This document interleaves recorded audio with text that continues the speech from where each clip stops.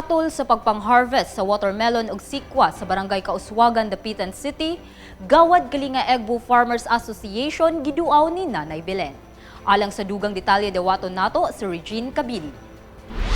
Gikalipay kaayo sa mga miyembro sa Gawad Kalinga Egbo Farmers Association ang paghidangat ni Nanay Belen Uy sa ilang umahan atul usab sa pag-harvest sa watermelon ug sikwa sa dulan 2 ka hektaryang gitikad nila nga umahan kaniadtong adlawng Sabado, Oktubre 9.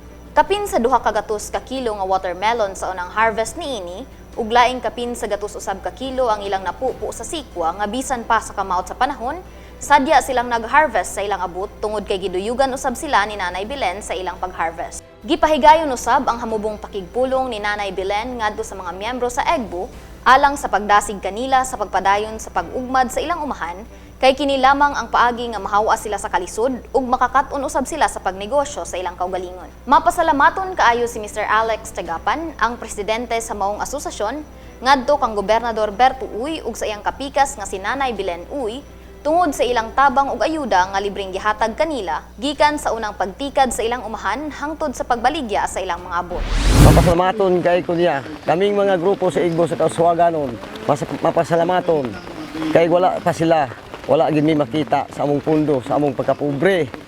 Sa among pagkapobre apan karon murag narang-arang na ang among grupo kay na nami mga kwarta sa unang cropping namo daan sa pipino, nakapundo na mig 65,000. Dayon nasundan sa Chinese melon, nahapo may 5,000. Dayon ang sikwa,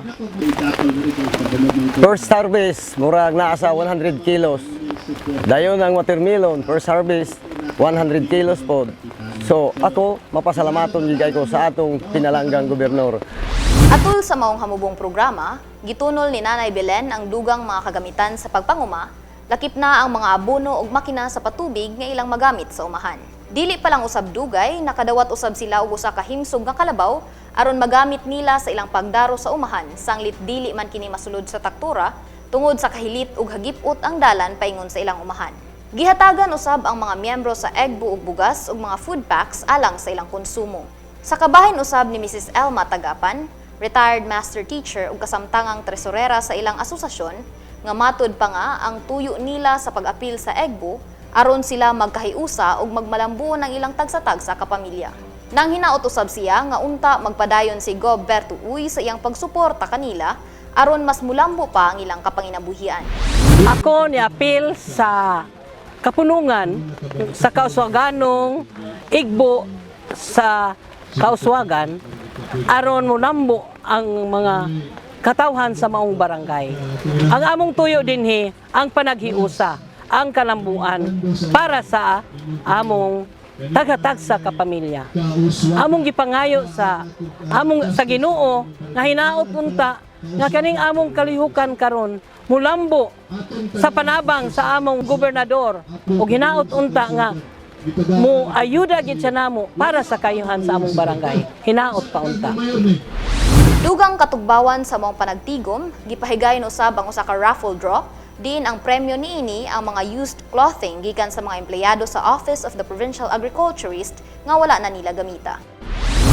Magpabiling updated sa mga pinakaulihing kalambuan ning atong probinsya. I-like o i-follow ang among Facebook page ug mag-subscribe sa among YouTube channel. Kini ang Egbo Agribalita. Lady Mereluya alang sa Zamboanga del Norte Provincial News Network.